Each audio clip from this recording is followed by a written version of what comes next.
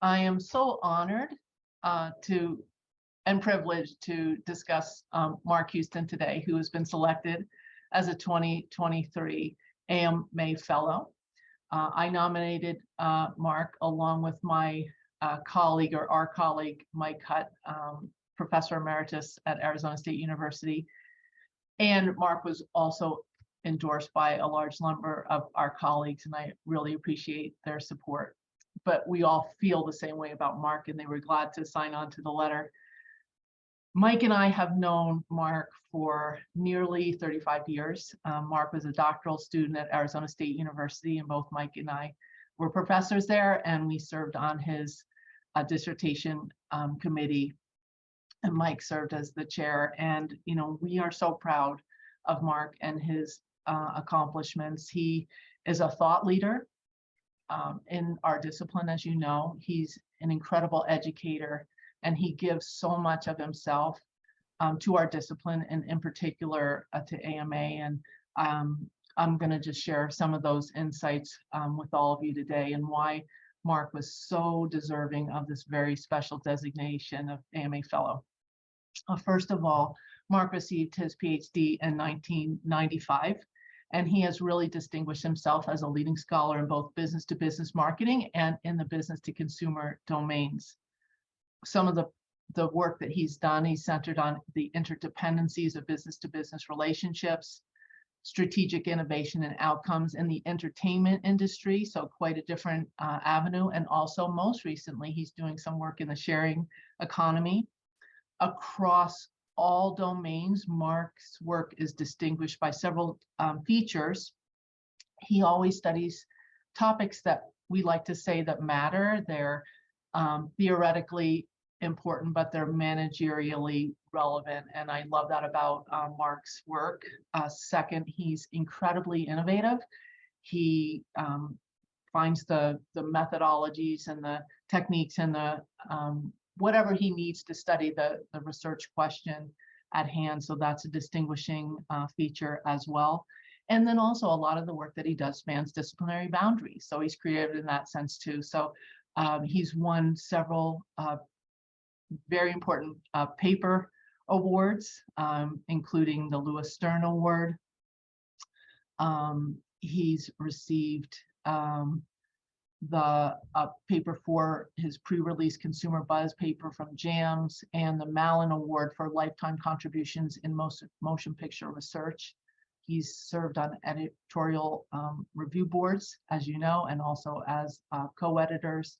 He's got a lot of citations, so his work has had such an impact, and he's invited to speak at many different schools all over the world, and especially the doctoral program.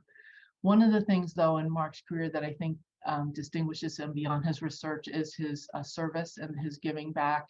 And Mark, no matter where he is and what he's doing, he's always has time for a doctoral student.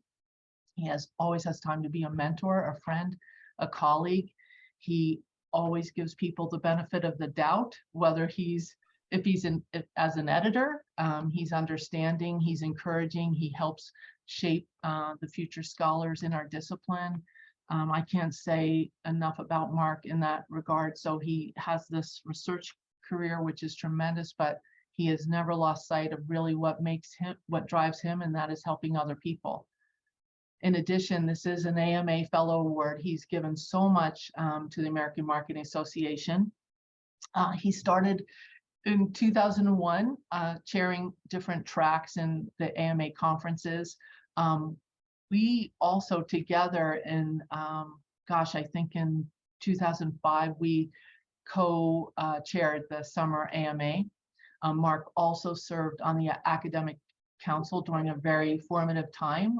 There was a lot of changes, and he was instrumental in making some very large changes to help our discipline, the marketing discipline, and to make it better. So he's also served on the board, the AMA board, the AMA Foundation board. So pretty much in every way you can contribute to AMA, Mark has done that, and he puts other people ahead of himself. He puts his discipline ahead of himself, and I think all of those things together is why we're so proud to nominate Mark, and so delighted that he received that award. So thank you, Mark. You're most deserving.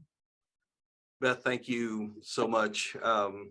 Yeah, from the first day that Ken Evans recruited me into the doctoral program at Arizona State, Beth and Michael Hutt, who she mentioned, have been just mentors to me and still are to this day. In reflecting on this, though, it's interesting that the criteria for the AMA Fellow includes both research impact and contributions to the AMA. And to publish in top tier journals, you have to be super protective of your time. And so in some ways, those seem like conflicting, criteria that someone who's research productive, wouldn't have time to do these kinds of things. But I found that making contributions through involvement in the AMA and other professional organizations of the kind that Beth highlighted, those things have actually helped me be productive as a research scholar. I mean, it definitely takes time. All the things that you mentioned, beyond the formal roles, just dozens and dozens of DocSig events and PhD project events and things that I've done. I mean, they do take time, but I always feel like I've gotten back more. I mean, if you look at it just in terms of a transaction, what do you get for this involvement? Some of my best co-authors I've met because of involvement in AMA. I learn a ton, whether it's, reviewing papers or whether it's, having research discussions at conferences. I mean, you learn so much working with really smart people.